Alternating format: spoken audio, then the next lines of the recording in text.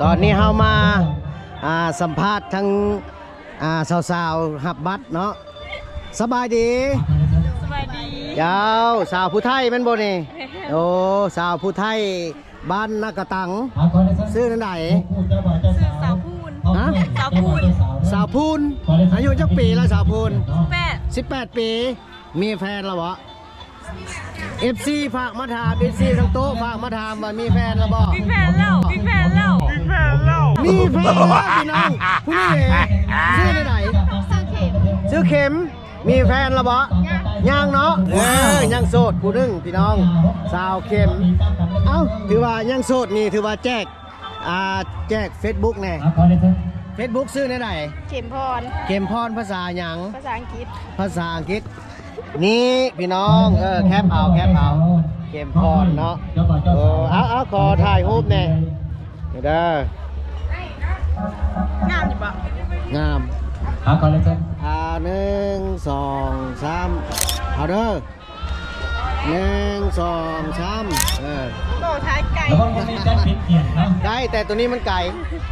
เจ้าขอบใจถือว่าบัดนี้เขาจะไปเก็บภาพบรรยากาศทางในต่อเนาะอันนี้ผู้ไทยบ้านนาแดนอันนี้ถือว่าเมื่อกี้นี่เป็นผู้ไทยบ้านนากระตังแต่ผู้ไทยบ้านนาแดนก็มีนี่พี่น้องผู้ไทยผู้ภาษา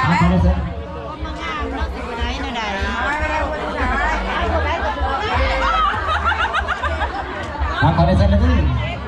สบายดีมหามงคลเนาะไปทางไหนวะดูมีทางไป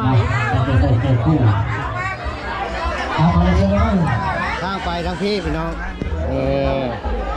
ดูคู่เจ้าบ่าวเจ้าสาวไปใส่เลยทั้งนี้ก็บอกถ่ายรูปแน่ตอนนี้เรื่องชักได้ใช้สื่อกับตู้จับตั้ง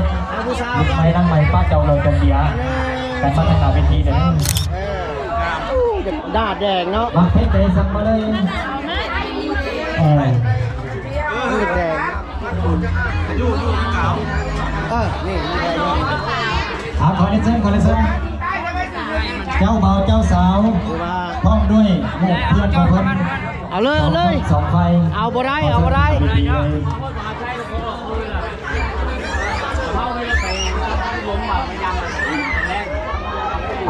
นี่กับแม่นผู้สาวบ้านเลยผู้สาวบ้านบนแซดคนนี้โอ้ขอถ่ายรูปเป็นเพื่อนจักโกเด้อเอา1 2 3